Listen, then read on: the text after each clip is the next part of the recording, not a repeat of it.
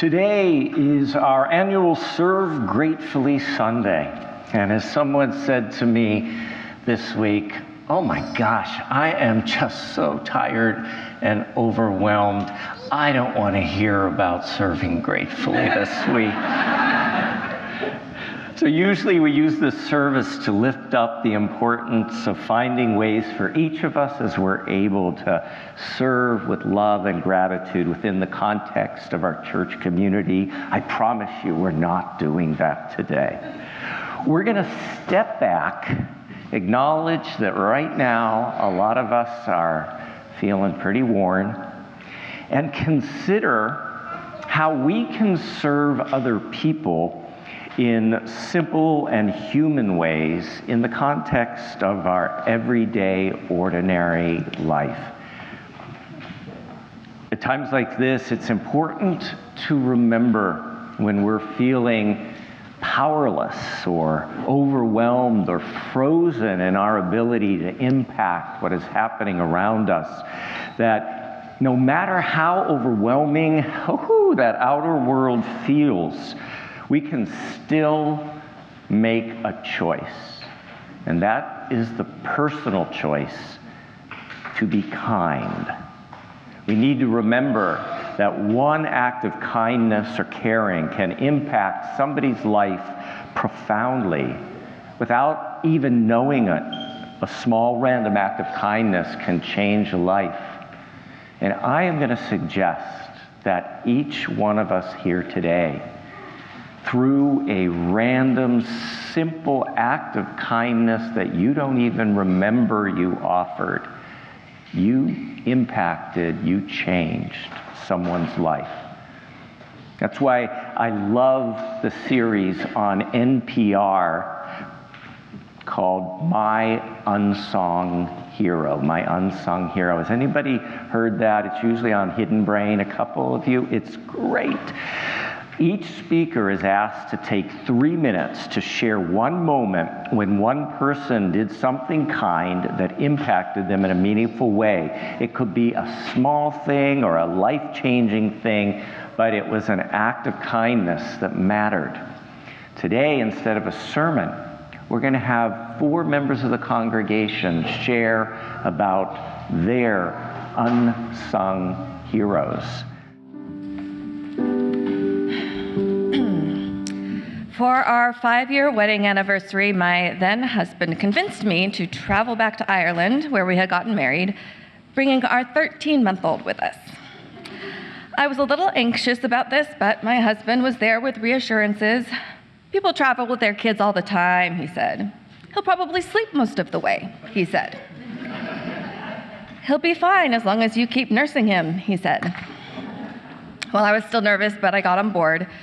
The first 2 flights were great. The baby slept, nursed, and charmed the flight attendants.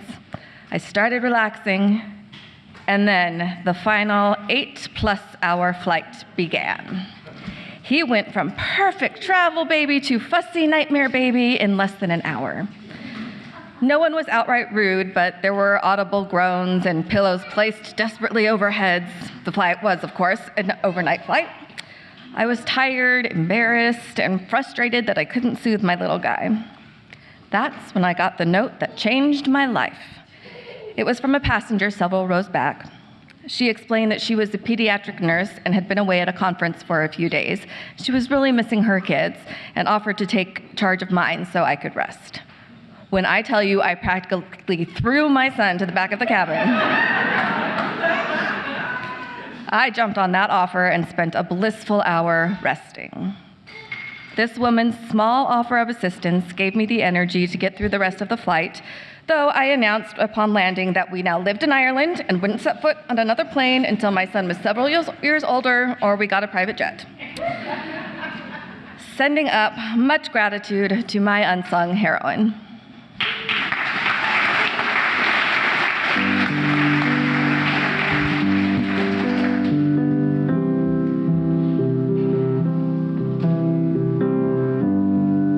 Hello, I'm Adrian, and my pronouns are he and him.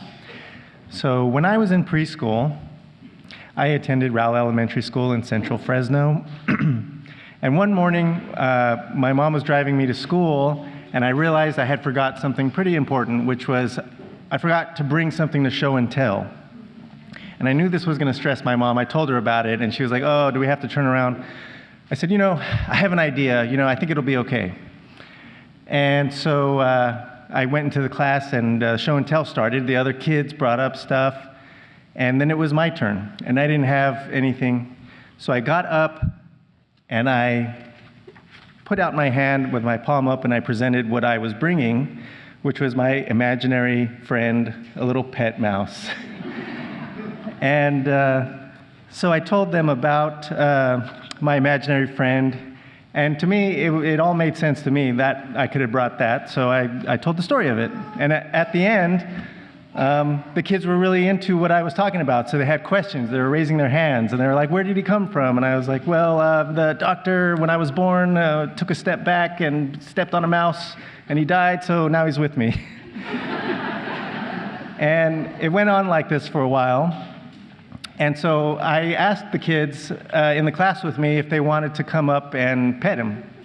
And they all wanted to, so everybody in the class lined up and came. I held my hand out. They all took turns petting my imaginary pet mouse and returned to their desks. And I was relieved that I, got through the day and I didn't get in trouble for forgetting my assignment, but that's all I really thought about it, But when the report cards came at the end of the year, they have a couple of lines for the teacher to write a sentence. Mine had a sentence filled, and then the back was filled with even more stuff. And my mom was telling me about how what she wrote was really interesting. She was saying that she was very impressed with my creativity, and she told my mom that I have a gift, and I should never let anybody stifle my creativity. And I always remembered that phrase, stifle my creativity. Don't let anybody do that. And it was, such an important lesson for me at such a young age. And I really, I carry that with me all the time, and it's just so great because I don't know what my life would be like today without that simple, kind gesture so early in my life for something that I did to solve a problem with creativity. Thanks.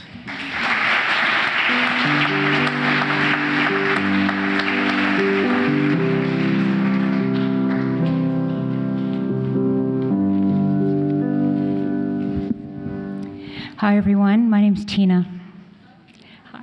Hi, everyone. Nice to see you. When I was in my first year of law school, I faced an assignment known ominously as Search and Destroy. The task sounded as intimidating as it felt. Each student was handed a list of mini research projects and sent into the law library to hunt down cases, statutes, and obscure legal resources. There was just one problem. Despite all my academic success in the past, I had a secret. I had never learned how to do research or literally use a library at all, I swear. The library terrified me. Its shelves felt like a foreign country, filled with codes and symbols I couldn't decipher. The card catalog, dating myself, at the time, might as well have been written in hieroglyphics. And the librarians, to me, they seemed like gatekeepers of a sacred knowledge that I did not possess. As the day of Search and Destroy approached, my anxiety grew, and I imagined standing frozen among my classmates while everyone else confidently navigated the maze of books. My secret ignorance would be exposed. I didn't belong here. I even thought about skipping class, making up an excuse, anything to avoid that humiliation. But somehow I showed up.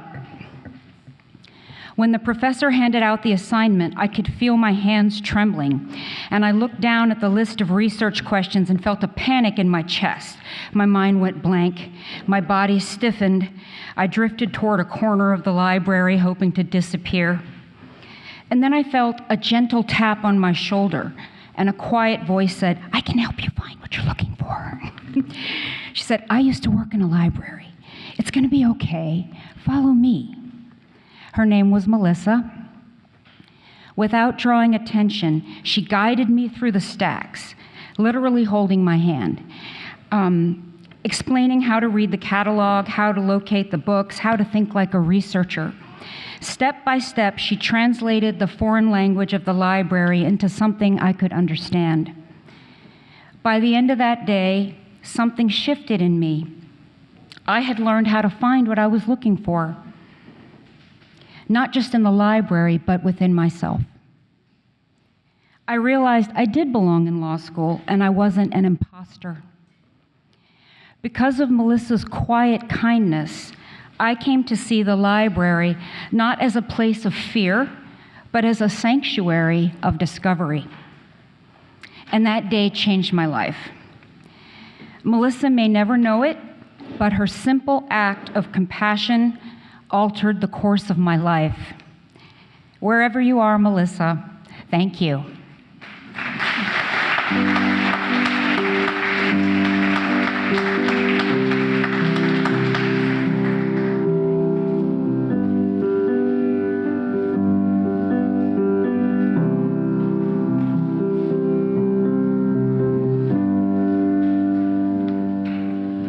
Hello, Bill Murphy is my name.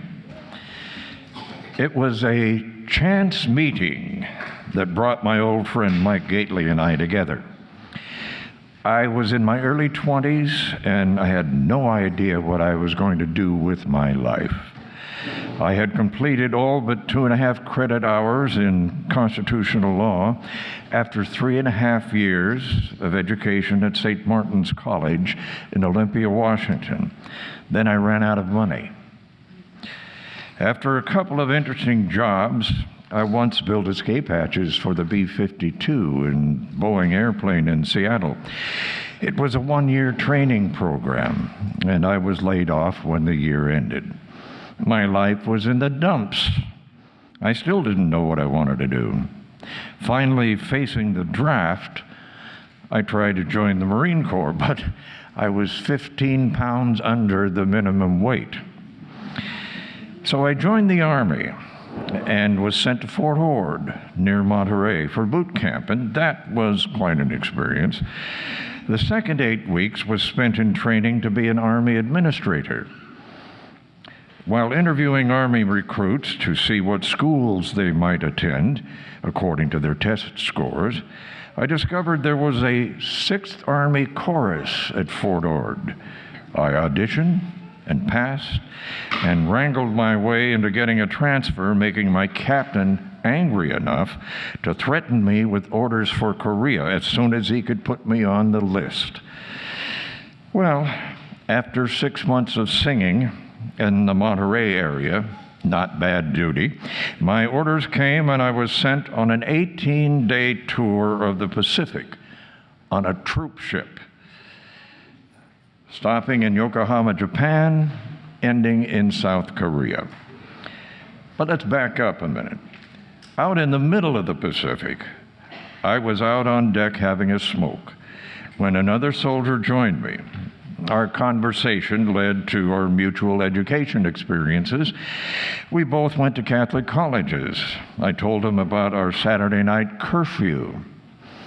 If we were late, we had to write a term paper, the length of which depended upon how late we were.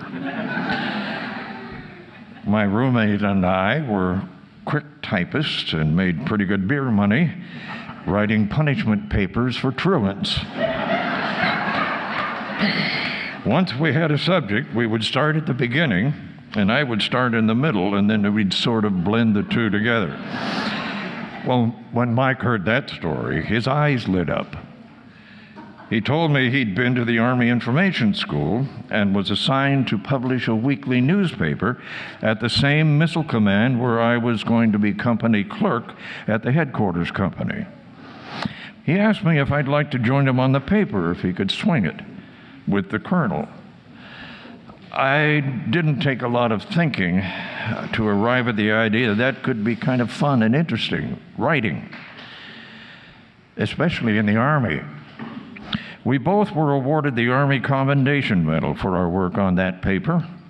That chance meeting on the deck in the middle of the Pacific Ocean led to a career in journalism, most of which took place right here in Fresno at Channel 24. And during that